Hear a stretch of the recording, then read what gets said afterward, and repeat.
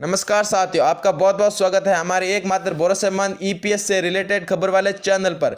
EPS से यहाँ पे सभी आपको जुड़ी पेंशन की खबरें मिलेगी तथा ईपीएफओ सब्सक्राइबर्स के लिए बेहद ही फायदेमंद की न्यूज़ निकल कर आ रही है आज। उससे पहले चैनल को करें सब्सक्राइब और पास में लगी बेल आइकन को प्रेस करें ताकि चले हम न्यूज़ की तरफ। आज की news EPS 95 pension scheme update 2023। अब 21,000 रुपये तक बढ़ेगी ईपीएस पेंशन लिमिटेड। देखें नया अपडेट। कर्मचारी पेंशन योजना के लाभार्थी कर्मचारियों के लिए अच्छी खबर। कर्मचारी भविष्य निधि संगठन ईपीएफओ के तहत एक उच्च स्तरीय समिति ने वेतन सीमा बढ़ाने का प्रस्ताव दिया है। ईपीएस पेंशन समिति ने कहा कि वेतन सीमा मौजूदा 15,000 रुपये से बढ़ाकर 21,000 रुपये प्रतिमाह की जाए। कमेटी का कहना है कि सरकार इस पर विचार कर रही है और इसे पिछली तारीख से लागू किया जा सकता है।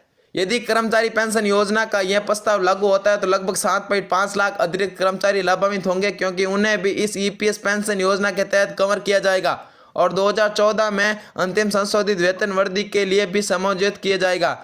इकोनॉमिक टाइम्स की रिपोर्ट के अनुसार एक वरिष्ठ सरकारी अधिकारी ने कहा, अगर इस सुझाव को ईपीएफओ के केंद्रीय न्यासी बोर्ड द्वारा स्वीकार कर लिया जाता है तो इससे उन नियोक्ताओं को राहत मिलेगी जो कोई भी अतिरिक्त वित्तीय बोझ उठाने को तैयार है। एम्प्लॉय पेंशन स्कीम राजकोष को राहत। दरअसल नियोक्ताओं ने महामारी के कारण बिगड़ते बजट का हवाला देते हुए इस बढ़ोतरी की मांग की थी। अगर प्रस्ताव को मंजूरी मिल जाती है तो सरकारी खजाने को भी राहत मिलेगी, क्योंकि ईपीएफओ की कर्मचारी पेंशन योजना के लिए फिलहाल केंद्र सरकार हर साल करीब 6,750 करोड़ रुपए का भुगतान करती है। आपको बता दें कि सरकार इस ईपीएस पेंशन योजना के लिए ईपीएफओ अंशधारकों के कुल मूल वेतन का 1.16% योगदान करती है। EPS pension scheme latest update. कर्मचारी पेंशन योजना के न्यासी बोर्ड में शामिल कई रघुनाथ राजन ने कहा कि ईपीएफओ के भीतर इस बात पर सहमति है कि ईपीएफओ और ईपीएस दोनों के तहत सामाजिक सुरक्षा प्रदान करने के लिए समान मानदंडों का पालन किया जाना चाहिए। दोनों ईपीएस पेंशन योजनाओं के तहत मानदंडों के अंतर श्रमिक को उनके सामाजिक सुरक्षा लाभों से वंचित नहीं होना चाहिए। ईपीएस पेंशन स्कीम को लेकर अब क्या है नियम। जब हम नौकरी शुरू करते हैं और ईपीएफ के सदस्य बनते हैं तो हम उसी समय ईपीएस पेंशन के सदस्य भी बन जाते हैं।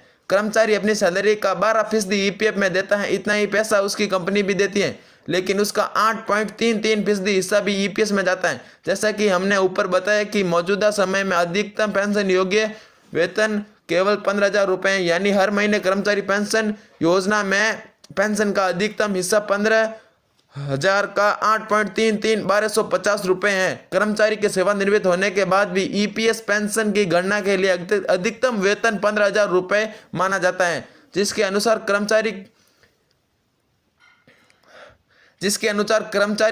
पेंशन योजना के तहत अधिकतम 7,500 रुपये पेंशन प्राप्त कर सकता है। ऐसे ही ईपीएस पेंशन फंड की गणना। एक बात ध्यान देने वाली है, अगर आपने सितंबर 1, 2014 से पहले ईपीएस पेंशन में योगदान शुरू किया तो आपके लिए पेंशन अंशदान के लिए मासिक वेतन की सीमा 6,500 रुपये होगी। यदि आप 1 सितंबर 2014 के बाद कर्मचारी योजना में शामिल हुए तो अधिकतम वेतन सीमा 15,000 रुपये होगी। अब देखिए कैसे बनती है पेंशन। एम्प्लॉय पेंशन स्कीम में इतना बड़ा हो सकता है आपकी पेंशन। मान लीजिए किसी कर्मचारी की सैलरी, बेसिक सैलरी और डीए 20,000 रुपये है। बदले हुए पेंशन फॉर्मूले के मुताबिक उसकी पेंशन 6,500 रुपये की बढ़ाकर 8,571 रुपये हो जाएगी।